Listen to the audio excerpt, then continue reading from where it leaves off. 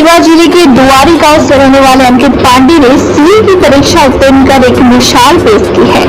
अंकित पांडे मूलतः दुआरी गांव के रहने वाले हैं, जिनकी प्राथमिक शिक्षा गांव से पूरी हुई है। अंकित ने 12वीं पास करने के बाद सीए परीक्षा में शामिल होने के लिए आवेदन दिया। इसके लिए उन्हें गाँव से निकलकर शहर और आना पड़ा। यह उनके लिए एक नया अनुभव था। नए लोगों के बीच शहरी जीवन में अपने आप को ढालना व आर्थिक संघर्ष का सामना करना, ये सब अंकित के लिए चुनौतीपूर्ण था। लेकिन वो अपना धैर्य खोए नहीं, बिना मानसिक रूप से स्थिर रह करके अपने लक्ष्य को साधने में लग गए। सीए की परीक्षा में उन्होंने कई असफलताओं का सामना किया, लेकिन अपने धैर्य को नहीं खोया। वो कई असफलताओं के बाद भी पूरी निष्ठा और लगन के साथ अपने लक्ष्य की ओर अग्रसर रहे। हाल ही में विगत दिनों जब सीए का परीक्षा परिणाम घोषित हुआ तो अंकित ने यह सिद्ध कर दिया कि परिश्रम कभी व्यर्थ नहीं जाता। वह सीए की परीक्षा पास करके युवाओं के लिए प्रेरणा स्रोत बन चुके हैं। अंकित पांडे अब सीए अंकित पांडे के नाम से जाने जाएंगे। अंकित पांडे के पिता कमलेश पांडे किसान हैं और उनकी माता कनक पांडे गृहिणी है। अंकित पांडे ने मीडिया के समक्ष अपने अनुभवों को शेयर करते हुए कहा कि आमतौर पर जिस परिवार में पढ़ाई को प्राथमिकता नहीं दी जाती, वहां से अपने सपनों को उड़ान देने के लिए कई कठिनाइयों का सामना करना पड़ता है। उन्होंने बताया कि सीए परीक्षा की तैयारी करते समय कई ऐसे दौर आए जिसमें दोस्तों ने कहा कि अब ये तुम्हारे बस का नहीं है, इसे छोड़ दो और कुछ और करो।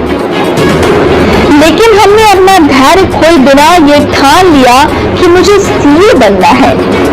क्योंकि पिताजी एक किसान थे, इसलिए आर्थिक मदद में कठिनाइयां आड़े आती थी, लेकिन माताजी के मार्गदर्शन और आचार्य विक्रम शुक्ल के बताए हुए मार्ग पर चलकर मैं सफलता की कहानी रचने में सफल साबित हुआ। अंकित पांडे अपने गांव व आसपास के क्षेत्र से इकलौते सीए बने हैं। उनको चाहने वालों ने उनकी इस सफलता का खुशी जाहिर की है व आसपास के ग्रामीण अंचल के लोगों में भी खुशी की लहर है। अंकित उन हजारों लाखों युवाओं के लिए प्रेरणा स्रोत बन चुके हैं जो मेहनत करने के बाद जब सफलता हाथ नहीं लगती तो निराशा की गर्त में समा जाते हैं। तब तक उनको ये मालूम होता है कि परिश्रम कभी बेकार नहीं। मेरा नाम अंकित पांडे, जो कि अब सीए अंकित पांडे हो चुका है, और मेरा जो गांव है वो दुआरी है, ये गुड़ के पास ही आता है। वहीं से मैंने जो है अपनी स्कूलिंग चालू की थी। नज़दीकी एक मतलब स्कूल थी गांव में। देन उसके बाद मैं जो है 9th और 10th जो है वो प्रियदर्शनी हायर सेकेंडरी स्कूल पास में थी, वहाँ से किया। उसके बाद जैसा कि हर एक गाँव के बच्चे का एक ड्रीम होता है कि मतलब एक अच्छी स्कूल में पढ़ना है, मेरे अब एक ड्रीम था कि मैं एक्सीलेंस में जाऊँ।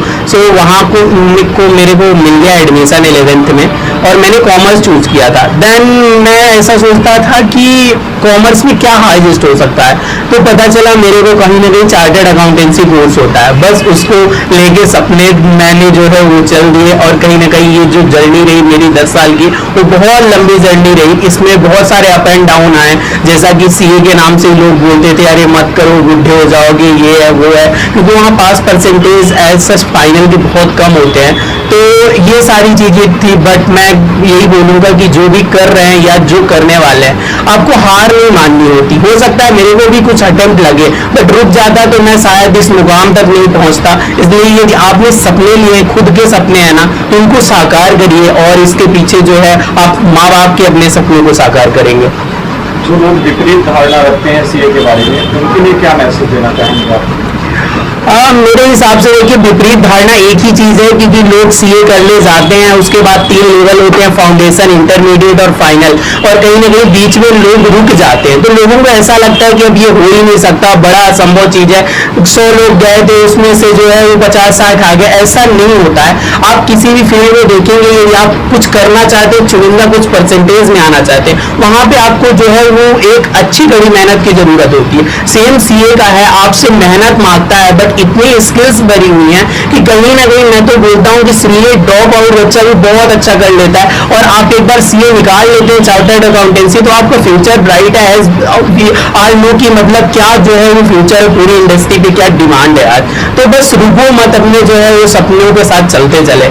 आप देखा गया है कि रीवा में सीओ का स्कोप नहीं है, और आपने सीओ निकाला है, तो क्या रीवा में सीओ के लिए आप रहेंगे या फिर अपने किसी दूसरे शहर में सीओ के जहाँ पे प्राथमिकता दी जाती है?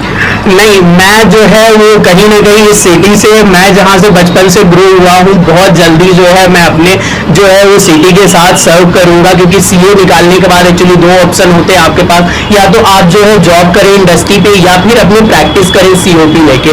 तो मेरा पूरा जो है वो मन सीओपी का है, प्रैक्टिस करने का, तो मैं अपने इस सिटी के साथ हूँ। और जैसा लोग बोलते हैं, मेरे को भी लोग बोलते हैं सीए की डिमांड कम है, ऐसा कुछ नहीं होता। हम सब देख रहे हैं हर जो है सिटी डेवलप हो रही है, हर एक जो छोटे आदमी को सीए की जरूरत पड़ रही, तो इन फ्यूचर जो है वो जरूरत बढ़ने वाली है और जो है वो इंडस्ट्री पे डिमांड बढ़ती जाएगी। सीओ के साथ साथ वकालत भी जरूरी होती है, तो क्या इस सीओ को निकालने के बाद क्या वकालत करेंगे?